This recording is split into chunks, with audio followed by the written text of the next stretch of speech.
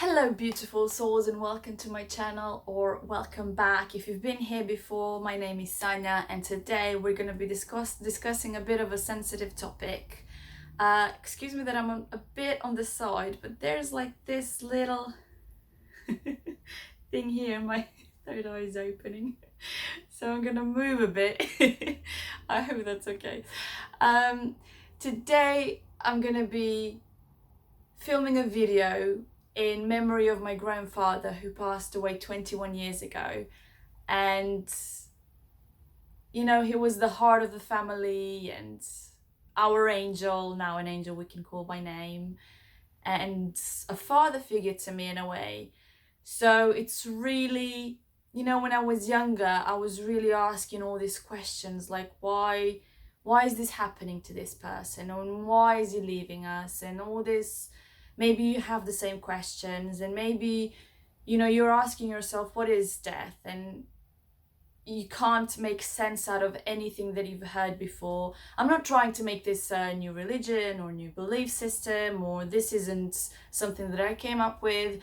When I heard of this, it made sense to me. This is when I said, okay, this is logical to me.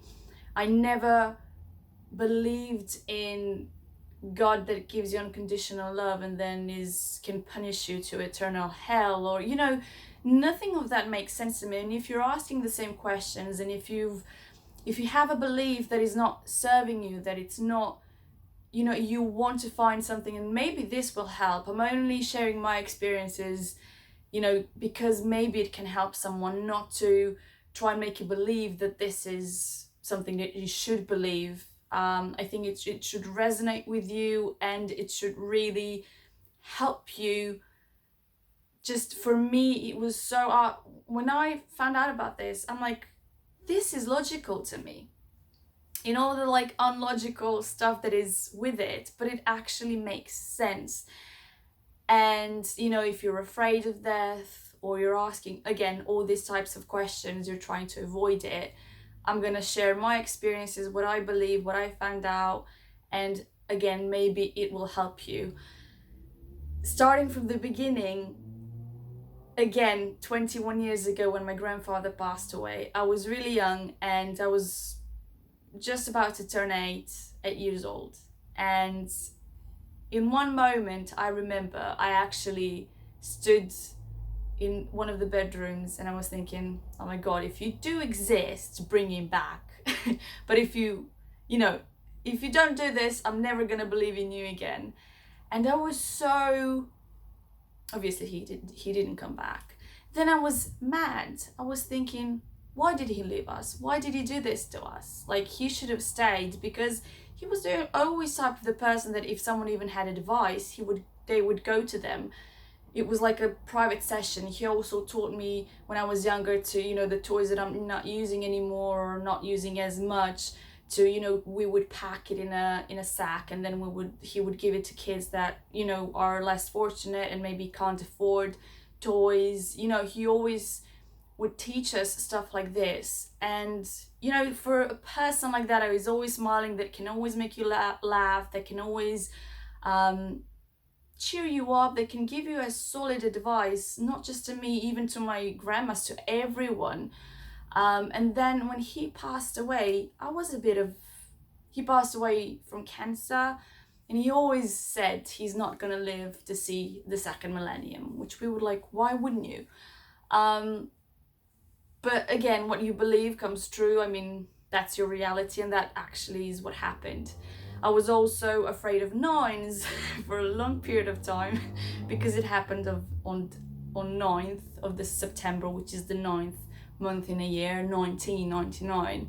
So I was completely, and his father died when he was 99 years old. I was afraid of nines for a long time.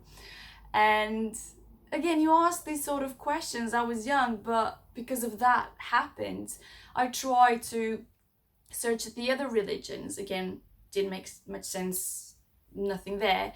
And I think the first time that actually something made sense to me, which is, I know it made sense, but it actually took some time to actually like hit me like eureka, like this is it.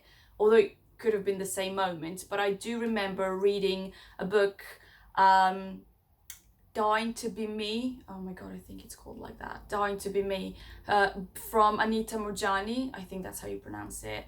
And when I read that, so she is the person who had 4-stage cancer for 4 years, was in a coma for I think 24 hours, and has experienced after physical like reality. And what she has described in terms of when we pass over, when we move from physical to non-physical, is love is unconditional love. There's no fear, there's no pain. She could see everything, and she's not the only one. So, but this is like the first time I've ever encountered with that type of story. And she actually said, I could see everyone, and for the first time I wasn't in pain, because she was in a wheelchair, and she would ask everyone like, why are you crying, why are you, because in the hospital her organs were failing. They couldn't even give her anything, like for her heart I think was failing because her kidneys were failing. Basically it's only a matter of hour or minute even when she gonna pass away. And she could see her mom, her husband, everyone crying, and she couldn't understand why is everyone so miserable and crying when she's happy and not in pain anymore and feels great and feels amazing. And what are the doctors saying that like I'm gonna pass away when I feel brilliant? And she was like, no, be happy for me, like what are you doing? And then she could realize they couldn't hear her and her voice wasn't there. I think from physical perspective really is, you can't imagine it. She could see like these auras of light, and in that other realm, where her father was, she could kind of speak to him, but again not like this. And she could make a decision whether to stay in that non-physical reality realm or go back to physical. And if I remember correctly, she would see that her husband was basically living his existence was tied to her, and she was the only thing that makes sense to her. And she actually decided to go back, knowing that she'll inspire other people, not knowing how, but knowing that, her story will help other people, and it so does. Everyone has a different path, and, even she's not trying to tell anyone this is it, like this is the only recipe, this is, but again, it does help. It helped me, definitely it helped me. And I really do think that's what happens. I really do think that after physical, there's no, obviously we can't have any pain, there's no physical. The ego is gone because it's attached like here, so we can have that illusion of separation. It's all for this experience. But then when we do like go from physical to non-physical, there's only love, there's no eternal hell, there's no such thing. And for me that made sense. For the past few weeks now, well, it's even been 40 plus days, I've, even in my family, and one of my friends has passed away, and I had such a, I don't know how to describe it. I was in peace. I was in peace knowing that they're okay. I was at peace knowing that they're not stressed out, that they're not struggling. I was in peace that, obviously not happy, so don't mix the two, because obviously I would love to be able to see them in this physical world.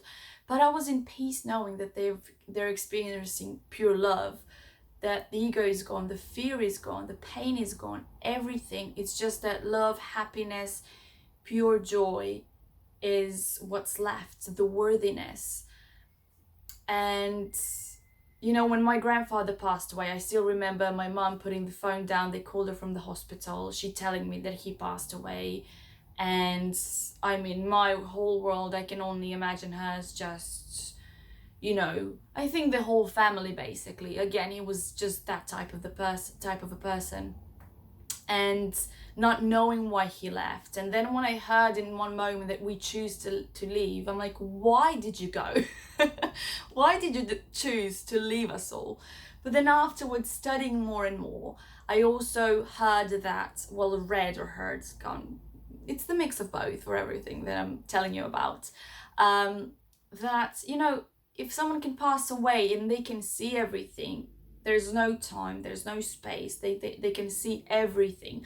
They can maybe help us more and better because they can see what our actions can do. They can send us certain signals. Then I heard a story that all of the souls are, I'm sure I told this story before, how a soul approached older soul and asked the soul, what is forgiveness? And then that soul replied back, well, if it's when someone hurt us and then we forgive them, whether they ask for forgiveness or not. And the soul asked, well, who's gonna hurt me here? Like, there's no one to hurt me here. But I've heard like that feeling of forgiveness is so powerful, is so amazing, and you know, like the weight has been lifted, obviously, I mean in the physical, off your shoulders, but it's like so wow. And then the third soul came and said, okay, we're gonna go to the physical, we're gonna go to the earth, and I'm gonna hurt you so you can experience forgiveness, but don't, you know, forget, like this was our deal basically. And the reason why we forget is because if we were just waiting for someone to hurt us, it wouldn't be true forgiveness now, would it? We would be like, okay, hurt me so that I can forgive you. It doesn't work like that. And I think that's the whole point. We don't need to, if we've had previous lives, if you're, you know, again, the type of person that believes that, we don't need to remember what we did in our previous lives. We don't need to remember anything. If we came for experience in this physical world for this certain purpose, that's pretty much it. And I think all of the souls, everyone that we meet, everyone that we just made a deal to experience certain things. We do have free will in a way we can change it whenever we want. You know, just if we don't want it anymore, of course we can change it. But I do believe that there's something like powerful and something really amazing. And there is a reason why everyone is here. Like, again, the beautiful souls, why all of us are here in this together. And, you know, for joyous expansion, basically. That's pretty much it, but with certain experiences that we want to experience. So I will review the book, Dying to Be Me from Anita, because the book is amazing. And I think I can, I mean, it's been a long time since I've read the whole book, but why not? I mean, honestly, you have her stories, and again, like I said, she's not the only one. If someone says no one came back from the dead, like, please do your research. A lot of people have passed away and then came back. You know, they had clinical deaths and stuff. I remember this story from a guy that I can't remember certain details, but somehow he ended up in the sea. And this is a show with Morgan Freeman. I think it's on Netflix. I've seen an episode long months ago, but I remember there was no way that he could be saved. He was meters and meters down in the ocean. There was no one around, and he saw this light, and everyone mentions this light because we are light. There's no physical, there's just that light. And he actually said, I'm not ready to leave, like this isn't happening. But like firmly, like no. And somehow he came back, and then afterwards he even, you know, everyone is mentioning light, and everyone is mentioning, at least the people that I've seen or heard speaking of it, or not to say Anita Murjani, she actually not only recovered from stage 4 cancer, everything was fine. I think she even said she was so glad she actually has the records, medical records. But she actually thought that everyone heard what she's heard, that everyone knew she was gonna recover. And then when everyone saw it as a miracle, I think she was sort of like, but didn't you know I was gonna get better? Like, I knew when I go down to earth, like, I'm gonna get better. So everything was fine. She healed really fast. She doesn't have cancer anymore. She's still alive to this day. I follow her on Instagram. I can link her profile in the description box. because she posts all these lovely quotes and, you know, sentences, whatever, lovely. But she's just living a happy life, and, you know, with her husband everything's fine. And just, I think this happened 2004 for her, like, you know, her afterlife, after physical experience. So it's been a long time. She's fine, happy, better than ever. And so many people that have not only cancer but other things, that have realized what's really important, prioritize certain things, and knew that happiness is the best thing, you know, to go for and live, and not to be stressed out and stuff. A lot of people have actually said that those things that are so bad and traumatic, and, you know, I mean, she's had cancer for 4 years, was in wheelchair, was really, you know, living in pain, that afterwards they said it's the best thing that could ever happen to them. Now, I want even that to be not necessarily, you know, from your family members passing away, but try to think of that. If, I don't know, tomorrow you stub your toe, not like that's the best thing that could ever happen to you, but it's not that big of a deal. It's not that. Just try to, yeah, it hurts in the that split second, but don't try to think of it the whole day. Oh, I stubbed my toe. So yeah, that's why, again, that's what I believe death is. That's what brought me peace.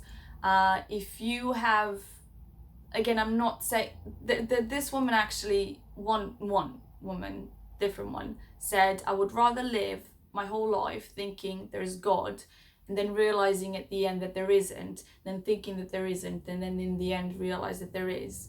I think the best thing we can do for us and our family and the people that we love and the whole community is having beliefs that it is serving us, that is gonna make us happy, that is gonna make us, you know, feeling love, and just have that joyous expansion. And for whatever reason something bad happens to you, to try and think, first of all, if you're on lower vibration, can I make that better? Let's go to higher. Let's thank for the things that we have in life. Let's just, I don't know if you can hear the siren.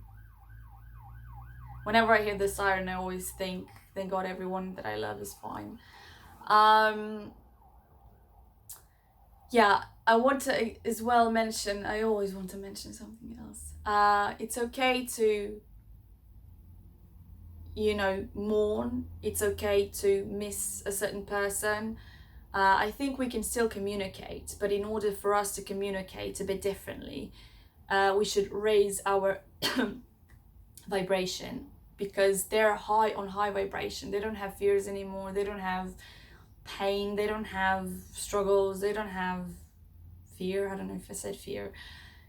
They're pure love. And I think once we reach that with gratitude, with focusing on good things, with feeling the good things, not just thinking the good things, I think we can go to that same vibration and just have a little, sort of like a chit chat. Obviously not the real one.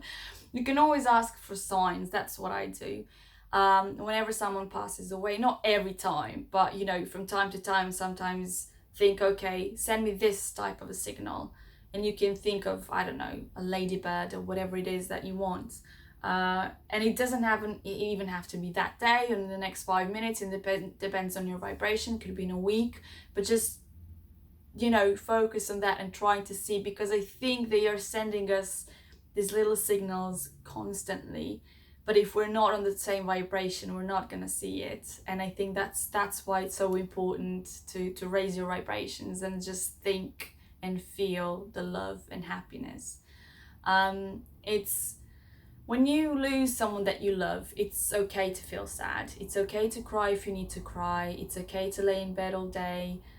Again, not for a long time, but like one day, or it depends, obviously. If you're wondering whether it's gonna get better in time, it doesn't. In terms of, you're still gonna miss them in this physical reality.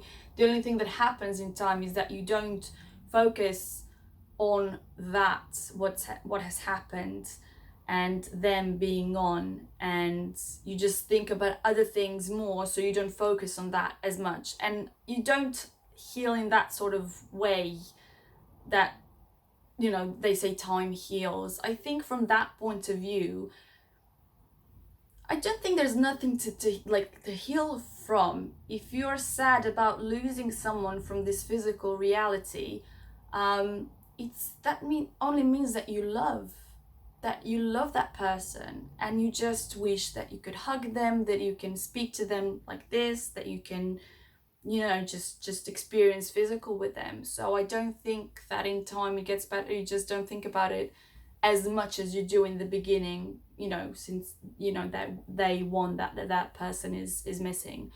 So that, I think that's pretty much it. Don't, again, I can't speak for losing a parent, a sibling, or a child. I can't. I've never experienced that, thank God, and I don't, you know, I can only speak, obviously, still the, you know, the people that have meant a lot to me. But I just want to make that as a disclaimer, although there are other people that have lost someone, even a child, and they think like this. And again, it brings in peace. It brings them a way to live their lives better, even after the fact. I remember this mum, whether the child passed away when it was 6 years, I can't remember, but everyone mocking her and judging her, and just how can she say, you know, say stuff like this. But she actually said, I want to celebrate her life and thank her, because I was mum for 6 years. You know, some people want to be parents for so long and they never get a child and they never have that experience. I was able to be mother for 6 years, and I think that's just amazing. And you should, if you have experienced something like that, you should definitely try and maybe search for those other types of stories. I had to pause this video because my daughter woke up, so I'm just gonna wrap it up here. Try to read more about people that have passed away that it came back. Try to choose what you believe that it's true in order to live better life. Try to raise your vibration and try to appreciate the people that you have in life now, so you have no regrets, so that, again, just enjoy. That's all I'm gonna say. And I really hope that this video has helped at least one of you. Love you so much. See you next time. Bye, guys.